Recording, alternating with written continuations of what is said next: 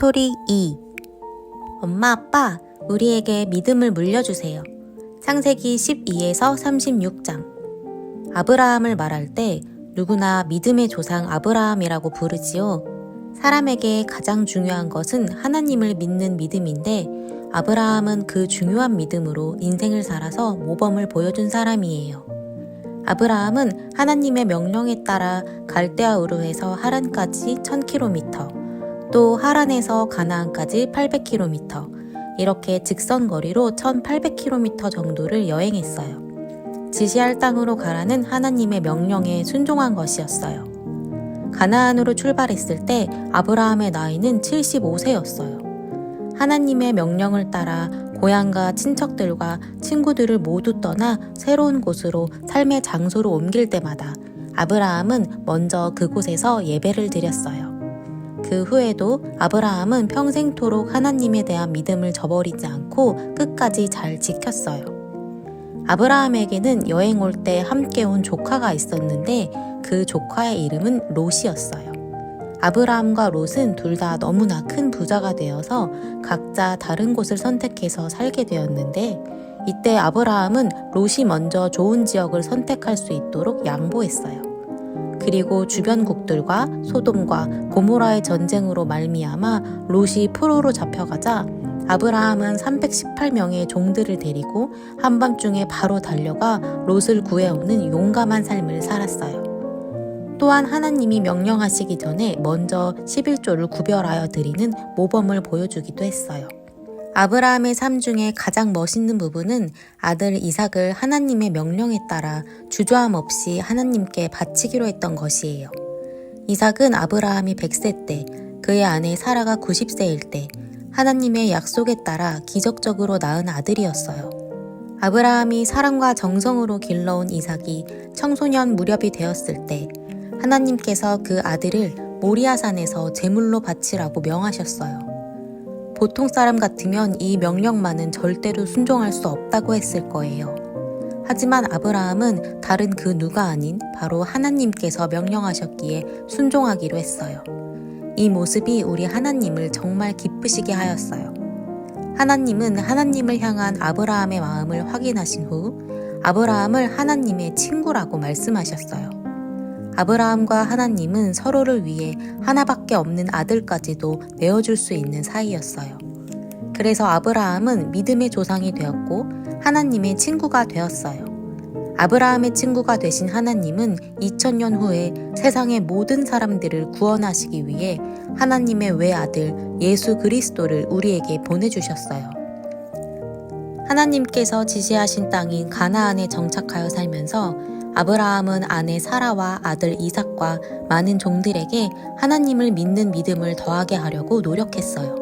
그리고 소돔과 고모라가 큰 죄악을 저질러 하나님께서 그곳을 심판하시겠다고 하자 소돔과 고모라에 살고 있던 롯과 다른 많은 사람들을 위해서 열심히 기도했어요. 아브라함의 삶의 여행은 늘 하나님 중심이었고 하나님의 말씀에 순종하는 것이 항상 우선이었어요. 평생 동안 함께해온 사랑하는 아내 사라가 죽었을 때 아브라함은 사라를 위해 헤브론에 있는 막벨라 굴을 사서 장례를 치렀어요. 그 막벨라 굴은 후에 아브라함 가문의 가족 묘지가 되었지요.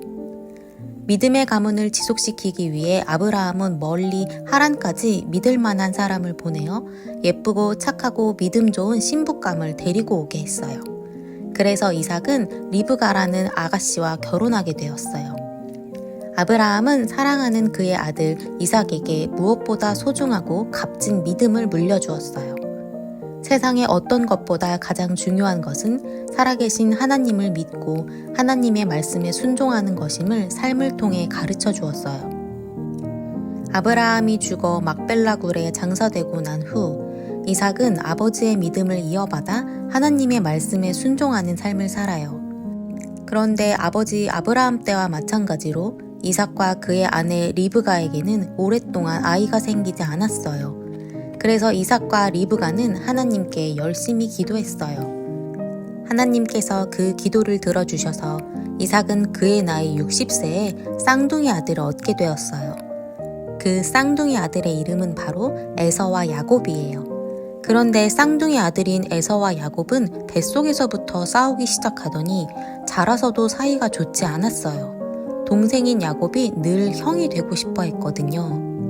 야곱은 에서에게 팥죽을 팔아서 형 자리를 샀지만 그것은 싸움의 끝이 아니었어요. 아버지 이삭이 연세가 높아 눈이 잘 보이시지 않자 야곱은 아버지를 속여 큰아들에게 돌아가는 모든 축복을 받아버렸던 거예요. 이 일로 에서가 야곱을 미워하는 마음이 너무 커져서 어머니인 리브가가 야곱의 안전을 걱정해야 할 정도에까지 이르게 되었어요. 할 수 없이 야곱은 에서를 피해 외갓댁인 하란으로 도망해야 했어요. 야곱은 하란으로 도망하는 도중에 길가에서 잠을 자야 했는데 그곳에 돌을 베고 별을 보며 외로운 밤을 보낼 때 사다리가 하늘에 닿아 있는 놀라운 꿈을 꾸게 되었어요. 혼자라고 생각한 그 외롭고 낯선 곳에서 야곱은 아브라함의 하나님, 이삭의 하나님이 바로 야곱의 하나님이 되어주시겠다는 약속을 받아요. 그 후 야곱은 외갓댁인 하란에서 외삼촌 라반의 보호 아래 양을 치며 살았어요. 외삼촌 라반에게는 두 딸이 있었는데 큰 딸의 이름은 레아이고 작은 딸의 이름은 라헬이었어요. 야곱은 외삼촌을 위해 7년을 열심히 일하는 대신에 예쁜 라헬과 결혼을 하고 싶다고 말해요. 야곱이 열심히 일한 덕분에 외삼촌은 점점 더 부자가 되어갔어요.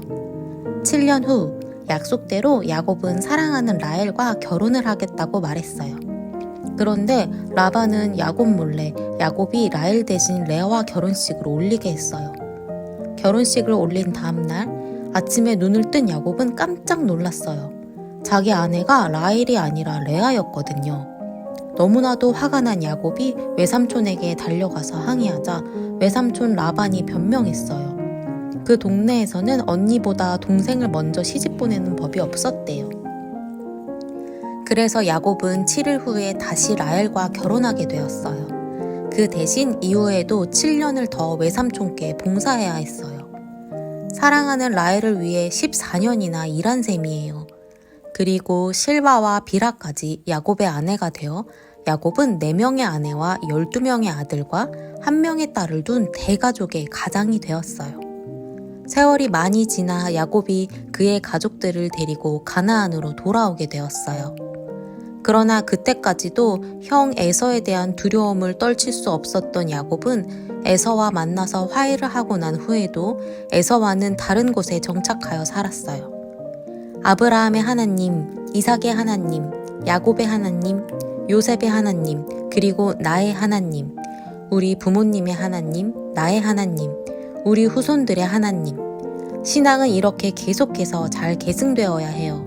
우리가 우리 부모님께 물려받아야 할 것 중 가장 중요한 것은 바로 믿음이에요. 우리 부모님 이상 가는 믿음을 갖도록 소망을 가지고 기도하는 어린이들이 되길 바래요.